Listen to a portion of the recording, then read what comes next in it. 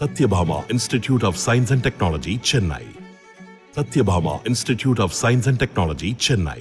இந்தியாவில் குடும்பங்களின் சேமிப்பு 5 ஆண்டுகளில் இல்லாத அளவிற்கு குறைந்திருப்பதாக மத்திய புள்ளியியல் அமைச்சகம் தெரிவித்துள்ளது.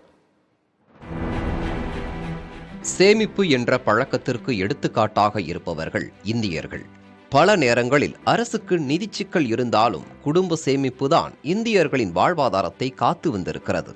இந்த சூழலில் 3 ஆண்டுகளில் இந்திய குடும்பங்களின் சேமிப்பு சுமார் 9 லட்சம் கோடி அளவிற்கு சரிந்திருப்பதாக வெளிவந்துள்ள புள்ளி விவரங்கள் சேமிப்பு பொருளாதாரத்திலிருந்து செலவின பொருளாதாரத்திற்கு இந்தியர்கள் மாறிவிட்டனரோ என நினைக்க தோன்றுகிறது. குறிப்பாக 2020-2021 நிதியாண்டில் ரியல் எஸ்டேட், தங்கம், மியூச்சுவல் ஃபண்ட், பங்குச்சந்தை உள்ளிட்டவைகளில் இந்திய குடும்பங்கள் 23,29,000 கோடி ரூபாயை முதலீடு செய்துள்ளதாக புள்ளி விவரங்கள் கூறுகின்றன.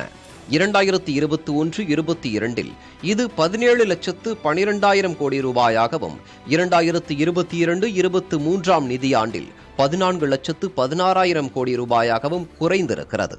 அதே நேரம் வங்கிகளில் கடன் பெற்றது 3 ஆண்டுகளாக அதிகரித்து கொண்டுதான் வந்திருக்கிறது. 2020-21 வங்கிக் கடன் 6,05,000 கோடி என்றால் அடுத்தடுத்த ஆண்டுகளில் முறையே 7,69,000 கோடி, 11,88,000 கோடி என உயர்ந்திருக்கிறது. 3 ஆண்டுகளில் மியூச்சுவல் ஃபண்டுகளில் செய்த முதலீடு 3 மடங்கும், பங்குகள், கடன் பத்திரங்களில் செய்த முதலீடு 2 மடங்கும் அதிகரித்துள்ளது. Satyabhama Institute of Science and Technology, Chennai. Satyabhama Institute of Science and Technology, Chennai.